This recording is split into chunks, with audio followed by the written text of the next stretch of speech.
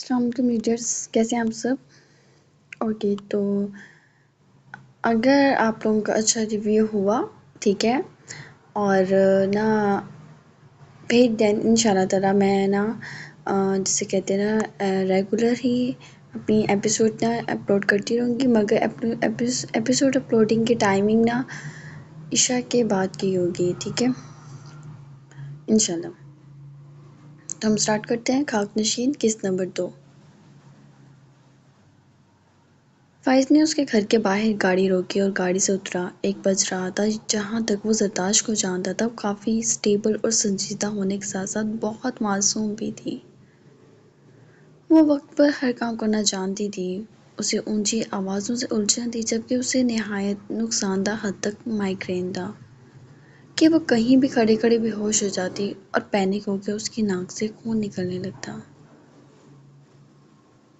اس کا اپنا لہجہ اتنا دھیما اور خوبصورت تھا کہ فائز اکثر اس پر ہنستا کہ اس نے ایک ایسا پیشہ اپنے لیے چنا جبکہ وہ اس پیشے کے لیے نہیں بنی تھی، لیکن وہ ہمیشہ اس کا ساتھ دیتا تھا کیونکہ وہ اسے پسند کرتا تھا، اور پسند کب محبت میں تبدیل ہوئی اسے خبر نہیں ہوئی تھی۔ وہ اندر آیا، ہر چیز اپنی جگہ درست تھی۔ زر، اس نے آواز لگائی مگر کوئی جواب نہ آیا، اور وہ اوپر کی جانب بڑھا اور جیسے زرتاش کے کمرے کا دروازہ کھولا تو ایک دم اس کی آنکھیں پھٹیں۔ زر، یہ کیا ہوا تمہیں؟ زری، آنکھیں کھولو۔ وہ ہوا کے دوش پر اس تک پہنچا۔ اس کی ناک سے خون بہہ کر سوکھ گیا تھا۔ اس نے آوازیں دیں کہ کوئی لڑکی مل جائے کیونکہ وہ اس کا لباس نہیں بدلوا سکتا تھا، وہ باتھ روم میں تھی۔ اس کی جگہ کوئی بھی ہوتا اس موقع کا فائدہ اٹھا سکتا تھا۔ اس کا حلیہ اتنا ہی بے ترتیب تھا لیکن وہ اس سے محبت کرتا تھا۔ اس نے فون لایا اور اس کی کولیگ کو بلایا۔ معیز بھی دوڑ کر ساتھ ہی آ گیا۔ کچھ دیر میں اس کی کولیگ پہنچی اور فائز باہر نکل آیا۔ اس کی کولیگ علینا نے اس کا لباس تبدیل کرا دیا تھا۔ تب تک فائز نے ڈاکٹر کو بھی بلا لیا۔ ڈاکٹر نے اس کی ٹریٹمنٹ کی۔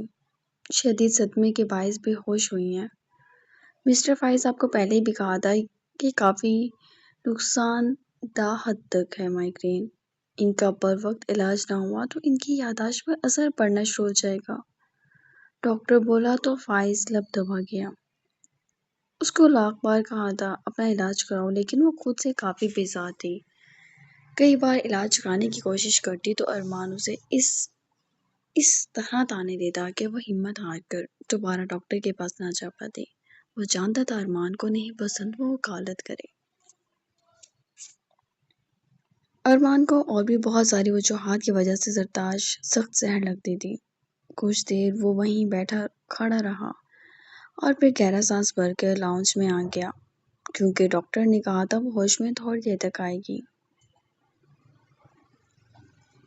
اس نے سارے گھر کا جائزہ لیا، وحید کو اپنے پاس بلا لیا۔ کہاں تھے تم رات؟ سخت تیوروں میں سوال کیا۔ وہ میں، وحید سٹ پٹایا۔ صاحب، رات اچانک میری بیوی کا فون آ گیا کہ میرا بیٹا گر گیا ہے، اور پھر میں بکھلا کر چلا گیا۔ دروازہ بجا کے باجی سے اجازت لینا چاہی تھی لیکن انہوں نے دروازہ نہیں کھولا تو میں چلا گیا۔ لیکن صاحب جی، میں سب چیزیں بند کر کے گیا تھا جی۔ اور تمہاری سب چیزیں بند کرنے سے یہ دیکھو حالت کیا ہوئی ہے۔ ارمان انکل اور گلالا کہاں ہیں؟ اس کے سوال پہ وہ اسے سب کچھ بتا گیا۔ کتنا خود غرض باپ تھا ارمان۔ اچانک اسے اوپر سے کھٹکے کی آواز محسوس ہوئی تو اندازہ ہوا کہ وہ جیسے اٹھ گئی ہو۔ وہ دوڑ کر اوپر پہنچا اور زرتاش کو خاموش بیٹھا دیکھ اس کے نزدیک آ گیا۔ تم ٹھیک ہو؟ اس کے سوال پہ وہ اسپاٹ آنکھوں سے سر ہلا گئی۔ تم کب آئے؟ تمہیں کالز کر رہا تھا لیکن تم نے اٹھائی ہی نہیں، اور جب تم نے اٹھائی نہیں تو مجھے فکر ہونے لگی اور پھر یہاں آ گیا۔ وہ تفصیل سے بتا گیا۔ میرے کپڑے؟ وہ ذرا متفکر سی اس کا چہرہ دیکھنے لگی۔ مجھے تمہاری پاک دامنی بہت قیمتی ہے۔ وہ ہلکا سا مسکرایا تو وہ اس کی صورت دیکھنے لگی۔ تم میری طرف رک جاؤ، ویسے بھی تمہاری طبیعت نہیں ٹھیک۔ فائز کی بات پہ وہ گہرا سانس بھر گئی۔ میں ٹھیک ہوں فائز، اس نے نرم لہجے میں کہا۔ کون تھے یہ لوگ؟ فائز کے سوال میں فکر تھی۔ عزیز بھائی کی پیشی پر جانے سے روکنے کی ایک ناکام کوشش۔ سر، اس نے اس کا نرم ہاتھ اپنے ہاتھ میں قید کیا تو زرتاش کچھ الجھ کر اسے دیکھنے لگی۔ تم اگر واقعی یہ چھوڑ دو تو بہت کچھ ٹھیک ہو جائے گا۔ مجھے ٹھیک نہیں کرنا، مجھے عزیز بھائی کو اس قید پر مشقت سے باہر دیکھنا ہے۔ فائز، سب میں وہ بے قصور ہے، وہ بولی تو فائز اس کی طبیعت کے پیش نظر سر ہلا گیا۔ تم نے گاؤں کب جانا ہے؟ پیشی کے بعد۔ یعنی ایک رات مزید تم یہاں ہو؟ زرتاش نے سر ہلایا۔ ضرورت نہیں ہے، تم میرے ساتھ امی کے پاس چل رہی ہو، وہاں رہو تاکہ تم ٹھیک رہو۔ لیکن زرتاش نے اختلاف کرنا چاہا مگر فائز نے ایک نہ سنی اور اس طرح وہ زرتاش کو لے کے اپنے گھر آ گیا۔ یہاں سب بہت خوش تھے۔ ارمان اور گلالہ کے آنے کے بعد کسی کو زرتاش کی کمی محسوس نہیں ہوئی تو کسی نے دوبارہ سوال بھی نہیں کیا۔ گلالہ اور ماہی دونوں پودوں کو پانی دے رہے تھے۔ گاؤں میں نومبر کا مہینہ بھی ایسا تھا، ٹھٹرا دینے والا، خون جما دینے والا، پھر اس پر سوہنے پر سہاگا برسات بھی ہلکی پھلکی فوار کی صورت میں رات بھر جاری رہی اور صبح بھی سورج تو دکھائی ہی نہیں دیا۔ گلالہ کے لیے شہر کی نسبت گاؤں کی یہ زندگی بہت دلکش تھی۔ وہ ہمیشہ یہاں آ کے خوب انجوائے کرتی تھی۔ وہ پودوں کو پانی دیتی، پائپ کی دھاڑ کو ماہی کی جانب کر گئی اور ماہی فوراً بچی ورنہ مکمل بھیگ جاتی۔ ماہی تو پیچھے ہٹ گئی اور پانی کی دھاڑ میر حاکم کے سینے پر پڑی اور اس کا سینہ مکمل بھگو گئی۔ اس کی پیشانی پہ ایسے تیور تھے کہ وہ گلالہ کا فوراً قتل کر دے گا۔ گلالہ البتہ اپنی جگہ پر ساکت کھڑی رہ گئی اور ماہی کو لگا اس کی روح پرواز کر گئی ہو، کیونکہ میر حاکم نہایت سخت مزاج انسان تھا، اس سے فری ہونے کا کوئی جواز نہیں تھا اور ماہی اتنا عرصہ ساتھ رہنے کے باوجود ڈرتی رہی تھی تو گلالہ تو شکل دیکھ کر ہی سہم گئی۔ سوری، وہ میں گلالہ کو ہی ہوش آیا تھا سب سے پہلے۔ آنکھیں صرف منہ پر سجانے کے لیے لگائی ہیں، وہ اچانک دھاڑا، وہ اپنی جگہ پر اچھل کر رہ گئی۔ جاہل! میر حاکم نے دانت پیسے اور انگلی اٹھائی۔ آئندہ ایسی حرکت کی تو منہ توڑ کے ہاتھ میں تھما دوں گا، اس نے برہمی سے کہا تو گلالہ کی آنکھیں بھیگ گئیں۔ سوری بھیا، ماہی بولی تو وہ وہاں سے چلا گیا۔ گلالہ نے وہیں پائپ پھینکا اور اندر بھاگ گئی۔ گلالہ، غلطی ہماری ہے، ہٹ جاؤ، اتنی بدتمیزی ہے یہ، میر بھائی اور کیسے ڈانٹ سکتے ہیں مجھے؟ وہ روتے ہوئے اندر آئی۔ ارے ارے، کیا ہوا؟ کیوں رو رہا ہے میرا بچہ؟ بی جان نے اس کے لیے بازویں پھیلا دی اور وہ ان بازوں میں سما گئی۔ بی جان، میر بھائی بہت برے ہیں، وہ مجھے کیسے ڈانٹ سکتے ہیں؟ وہ غلطی سے ہوا تھا اور انہوں نے جان بوجھ کے مجھے ڈانٹا ہے۔ آج تک بابا جانی نے نہیں ڈانٹا مجھے، انہوں نے کیوں ڈانٹا؟ اور وہ کس بات پہ اتنا کرتے ہیں؟ حالانکہ وہ تو ہمارے گھر کے بھی نہیں ہیں۔ وہ ایک سانس بھولتے چلی گئی۔ گلالہ، بدر کی سخت آواز پہ اس نے سر اٹھایا۔ بدر بچی ہے؟ نہیں، غلط بات ہے یہ، پتہ ہونا چاہیے بی جان سب کو میر حاکم ہمارے گھر کا فرد ہے اور آئندہ اس کے بارے میں اس طرح بات کرنے کی ضرورت نہیں ہے۔ بدر جو ابھی ابھی آیا، ہاتھ میں بی جان کی کل کی بنائی ہوئی کھیر کی پیالی تھی، وہ ایک طرف رکھتا بولا۔ گلالہ اس حمایت پہ آنکھیں پھیلائے اسے دیکھنے لگی۔ بدر البتہ اپنی بات مکمل کر چکا تھا۔ بی جان نے گلالہ کو پیار کیا۔ گلالہ، بھائی ٹھیک کہہ رہے ہیں، میر ہمارے گھر کا فرد ہے، ہمارا حصہ ہے۔ اور اس نے تمہیں ڈانٹا، اس کے کان کھینچوں گی میں، لیکن آئندہ ایسے الفاظ منہ سے نہ نکالنا، وہ بولی تو گلالہ سر ہلا گئی۔ اور دور رہو اس سے، وہ صحت کے لیے مضر ہے۔ بدر ہلکے پھلکے انداز میں بولا تو گلالہ بھی ہنسی۔ دوسری طرف میر حاکم یہ سب سن چکا تھا۔ وہ لاؤنج کے باہر کھڑا اپنی گن ملازم سے صاف کروا رہا تھا۔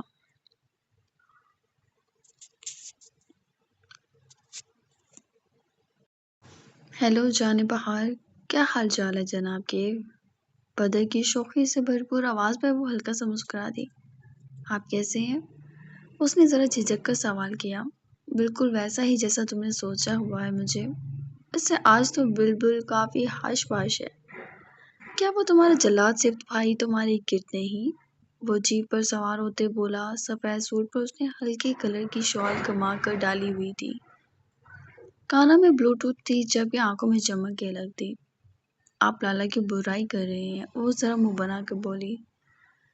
جو قابل برائی چیز ہے اس کی برائی کروں گا نا، سالہ بیچ میں سانپ بنا بیٹھا ہے، ورنہ تمہیں مجھ تک آنے سے کوئی روک نہیں سکتا۔ بدر، کتنی غلط بات ہے، وہ بڑے ہیں آپ کے، اور تم بیوی ہو میری، وہ گھورنے لگا۔ میرا موڈ نہیں ہے لڑائی کا، تم ملنے آ رہی ہو؟ نہیں، لالا شہر سے آنے کو ہیں، ہم نہیں ہوں گے، وہ پھر سب پر غصہ اتاریں گے، وہ بیچارے سے ہی بولی، اور بدر نے کال ڈسکنیکٹ کر دی۔ شیری نے افسردگی سے موبائل کی جانب دیکھا، اور جیسے ہی مڑی، منہ حلق کو آ گیا۔ وہ سنجیدگی سے کھڑا اسے ہی دیکھ رہا تھا۔ تمہارا کھوپڑی خالی رہ گیا، معلوم نہیں ہمارا باپ نے کیا کھا کر پیدا کیا تم کو، کہا اس بغیرت سے مت باتیں گھمایا کرو، مگر تم، ہمارا بات مان جائے تو کیا ہی بات ہے۔ اس نے آگے بڑھ کر اس کے ہاتھ سے موبائل لے لیا۔ لالا جی ہم بس چپ، زبان نکال لے گا، وہ کھول کر بولا۔ وہ خاموش رہ گئی جبکہ وہ اپنے کمرے کی سمت بڑھ گیا۔ اسے اندازہ نہیں ہو سکا کہ براق شہر سے واپس لوٹ آیا ہے۔ شیری کی آنکھیں بھیگ گئی اور وہ بھی کمرے میں چلی گئی۔ ایک طرف وہ ناراض تھا اور ایک طرف اس کا بھائی، جو بدر کو جان سے تو مار دیتا لیکن کبھی بھی اس کی رخصتی نہ کرتا۔ براق خانزادہ کمرے میں آیا اور موبائل ایک جانب پھینک دیا، جبکہ سگریٹ سلگا کے اس نے لبوں میں دبائی اور اچانک آنکھوں میں ایک عکس سا اتر گیا۔ اس نے آنکھیں سکیڑ کے اپنا موبائل نکالا اور فرحاد کو کال ملائی۔ لالا ارمان خان گاؤں آیا ہوا ہے۔ فرحاد کی بات پر اس کی پیشانی پر ایک پل پڑا۔ کب آیا؟ شاید 2 دن ہو گئے۔ ٹھیک ہے، کل دعوت پر اس کو بھی بلا لے۔ لیکن لالا، ہم تم سے سوال نہیں مانگ رہا، آرڈر دے رہا ہے۔ And don't try to interrupt. وہ سکون سے 1 منٹ میں سامنے والے کو اس کی ویلیو یاد دلا دیتا تھا۔ فرحاد خاموش ہو گیا۔ جی لالا، ابھی کہہ دیتا ہوں، اور بدر خان کو بلانا ہے۔ تم اس کا نام لے کر ہمارا حلق کڑوا کرتا ہے، جان بوجھ کے نکالتا ہے نا اس کا نام، چڑ کر بولا تھا وہ۔ فرحاد خاموش ہو گیا جبکہ اس نے موبائل کان سے ہٹایا اور بستر پر پھینک کر شاور لینے چلا گیا۔ جبکہ تھوڑی دیر بعد وہ باہر نکلا تو اس کے وجود پر ٹاول بندھی ہوئی تھی۔ اس نے سگریٹ سلگائی اور ایک دیوار کو ہلکا سا پش کیا۔ جیسے پش کیا ویسے ہی دیوار بڑے سٹائل سے گھومی اور ایک منی بار اس کے سامنے آ گیا۔ وہ ایک بوتل کھینچ کے اہتمام سے گلاس میں نکال گیا اور ہلکا سا سپ بھر کے آنکھیں بند کر لی۔ وہ معمولی سا مسکرایا کہ اس کے ہاتھوں میں اب بھی ان گوری پنڈلیوں کی ملائمت باقی تھی۔ براق خانزادہ، دنیا جہاں کا کرپٹ سیاستدان، جس کی نہ بات کا بھروسہ کیا جا سکتا تھا نہ الفاظ کا، آج اگر اس نے کچھ کہا تو اگلے لمحے وہ اس بات سے مکرنے میں لمحہ بھی ضائع نہیں کرتا تھا۔ سیاست اس کے باپ کا ورثہ تھی۔ براق خانزادہ کو خاندانی ملی تھی جسے سنبھال کے رکھنا اس کی اپنی مرضی تھی۔ اس کے پاس کوئی بات سیدھی اور انصاف کے اصولوں پر نہیں تھی، وہ بے ایمانی سے سب کچھ کرنا جانتا تھا۔ براق خانزادہ کو 18 سالہ عمر میں ہی سیاست کا پگ مل گیا تھا، کیونکہ 18 سال کی عمر میں عالمگیر خانزادہ کا قتل ہو گیا۔ اس کا قتل کس نے کیا کس نے نہیں آج تک کسی کو خبر نہیں ہوئی، اور نہ ہی براق نے جاننے کی کوشش کی۔ اسے بادشاہت مل گئی اور اختیار کا ایسا نشہ کہ ہر چیز بلا طاق رکھتی تھی اس نے۔ عالمگیر اور ارسلان بہت گہرے دوست، اتنی کہ جائیداد وراثت سب بھائیوں کی طرح ایک دوسرے کے ساتھ خریدی، اور پھر دوستی کو مضبوط کرنے کو ارسلان بدر خان کا رشتہ شیری کے لیے لے گئے اور دونوں کا نکاح ہو گیا، جس کا بڑا مخالف براق تھا۔ اور براق کو ارسلان سمیت ان کی پوری فیملی سے نفرت تھی، کیونکہ وہ لوگ اس ٹائپ کے نہیں تھے جن کے ساتھ براق اٹھتا بیٹھتا۔ باپ کے مرنے کے بعد بھی ارسلان خان اس کی زندگی میں مکمل دخل دینا ضروری سمجھتے تھے کیونکہ وہ براق سے محبت کرتے تھے۔ وہ شیری سے ملنے بھی آتے لیکن براق کی وجہ سے اکثر خائف ہو جاتے۔ براق ان سے وہ زمینیں واپس لینا چاہتا تھا جو ارسلان خان سمیت عالمگیر خان کی بھی تھی، لیکن ارسلان خان وہ زمینیں براق کے حوالے نہیں کرنا چاہتے تھے، اپنے دوست کی وجہ سے جنہوں نے کہا تھا کہ ان زمینوں پر اس گاؤں اور اس میں رہنے والوں کے لیے ہسپتال بنانا چاہتے تھے اور براق وہاں اپنا ڈیرا بنانا چاہتا تھا۔ ارسلان خان کے صاف انکار پر اس نے بدر خان اور شیرے کے نکاح کو لٹکا دیا۔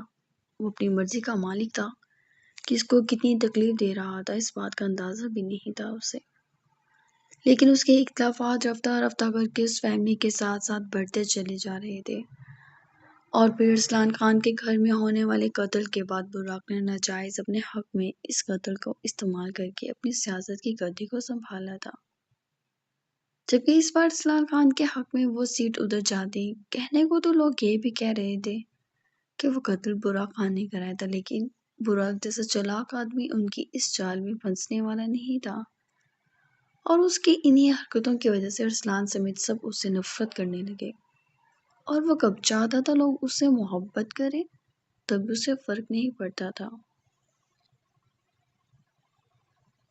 وہ عدالت میں کھڑی تھی، ہاتھ میں کچھ فائل تھی، کنفیوز تو نہیں تھی لیکن وہ جانتی تھی وہ ہار جائے گی۔ اس کے پاس کوئی ثبوت نہیں تھے۔ اس نے گہرا سانس بھر کے آسمان کی جانب دیکھا۔ آج تک کچھ بھی اپنے اختیار میں نہیں رکھا تھا۔ اس نے سب اپنے رب پر چھوڑ کر وہ ایک بلند آواز کے لگنے پر اندر بڑھ گئی، جبکہ عزیز بھائی کو آج اس نے آتے ہوئے نہیں دیکھا تھا۔ علینا اور معیز اس کے ساتھ تھے، وہ اسے کچھ بتا رہے تھے۔ وہ باتیں کرتے کرتے مڑی اور اتنی دیر میں عدالت کی معزز شخصیت بھی آ گئی۔ گہرا سانس بھرتے ہمت پکڑتے اس نے آج کی پیشی شروع کر دی۔ جرح مقابل کی جانب سے ہوتی رہی، اور جب اس کی باری آئی تو اس نے بھی کچھ گھٹ مقابل کے پسینے نہیں چھڑوائے۔ عزیز اسی طرح اسے دیکھ رہے تھے۔ اس کے اندر عجیب جنونی سی کیفیت تھی، جیسے وہ اسے اس قید سے نکلوائے بنا نہیں مانے گی۔ اس کے پاس چند ثبوت ہیں جن کے بارے میں جان کے عزیز کچھ بے چین ہوا تھا۔ اگر اس رات آپ وہاں تھے ہی نہیں تو اس کلب میں آپ کی موجودگی کیوں نہیں؟ اس نے گھور کر سوال کیا۔ ضروری نہیں ہر ویڈیو میں میں ہوتا۔ ہر ویڈیو میں آپ کا ہونا ضروری تھا۔ آپ مسٹر عزیز کے عزیز ترین ہیں، پھر اچانک منظر پر سے آپ کا غائب ہو جانا، کیا آپ کو لگتا ہے یہ جسٹیفائیڈ ہے؟ مقابل جواب نہیں دے سکا، اور اس کی خاموشی زرتاش کی مٹھی میں قید ہو گئی۔ کافی دیر جرح کے بعد سماعت اگلی پیشی پر چلی گئی اور زرتاش خوش ہو گئی۔ کم از کم ایک اور موقع اس دوران اسے مل جائے گا۔ وہ کافی خوشی سے باہر نکلی اور عزیز بھائی کا ہاتھ پکڑ لیا۔ میں آپ کو آزاد کرا کے رہوں گی، میرا وعدہ ہے، وہ بولی تو عزیز نے سر ہلایا۔ شاید ایک آس بندھی تھی آج کی سماعت کے بعد، اور ان کوششوں کو پہلی بار اس نے اپریشیٹ کیا تھا۔ زرتاش کی خوشی کا ٹھکانہ نہ رہا۔ اس نرمی کا مطلب تھا اس رات کا قصہ عزیز بھائی سنانے والے ہیں۔ وہ مطمئن سے اپنی گاڑی کی جانب بڑھی کہ اچانک کسی کی آواز پر رکی۔ عادل منصور۔ ابھی جس لڑکے کو لاجواب کر کے وہ باہر آئی تھی، وہ لڑکا اس کے سامنے کھڑا تھا۔ جانتی ہوں، بس اتنا ہی بولی۔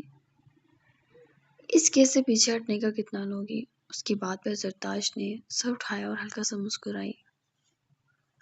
مرغا جب خود ذبح ہونے کے لیے پہنچ جائے تو کیا کیا جا سکتا ہے؟ آپ کتنا دے سکتے ہیں مجھے؟ وہ سکون سے پوچھنے لگی۔ مسکراتے ہوئے اس کی آنکھوں کی چمک کو عادل بڑے غور سے دیکھتا رہا۔ عادل پرزور آواز پر عادل مڑا۔ کیا کر رہے ہو؟ چند لوگ تھے، آئے اور اسے لے گئے۔ زرتاش البتہ باتک کھڑی ہنستی رہی، مسکراتی رہی اور گاڑی میں سوار ہو گئی۔ کافی ہلکا پھلکا سا محسوس کر رہی تھی فی الحال وہ۔